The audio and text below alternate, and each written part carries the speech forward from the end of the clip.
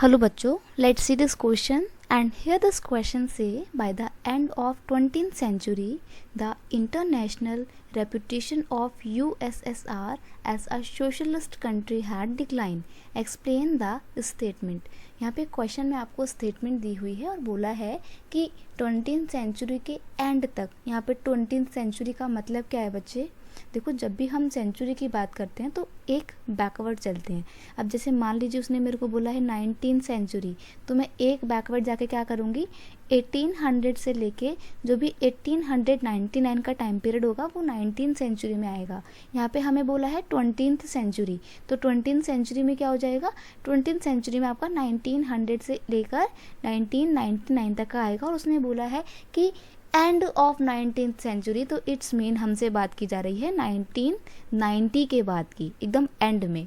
तो एंड के टाइम पे जो 20th सेंचुरी थी उसमें जो यूएसएसआर की इंटरनेशनल एक रेपुटेशन बनी हुई थी सोशलिस्ट कंट्री की, समाजवादी देश की, वो अब धीरे धीरे कम होती जा रही थी, डिक्लाइन होती जा रही थी. ये स्टेटमेंट आपको बोलती है, तो इसको आपको एक्सप्लेन करना है.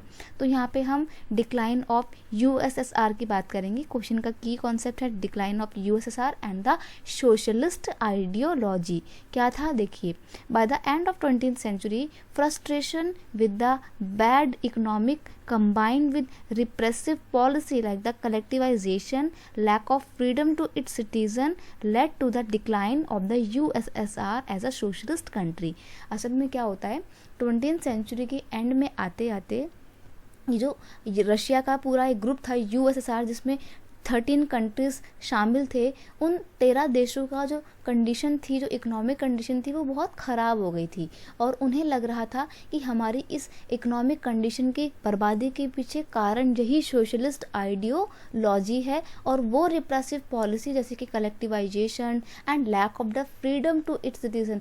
वहाँ के जो जनता थी, जो नागरिक थे, उनको कोई भी अधिकार नहीं मिले हुए थे, कोई भी स्वतंत्रता नहीं थी. साथ ही साथ उनको जो भी काम करना होता था उसके प्रॉफिट इक्वली शेयर हो जाते थे. तो कोई भी अगर बहुत अच्छा काम कर रहा था उसको ज़्यादा पैसा नहीं मिल रहा था.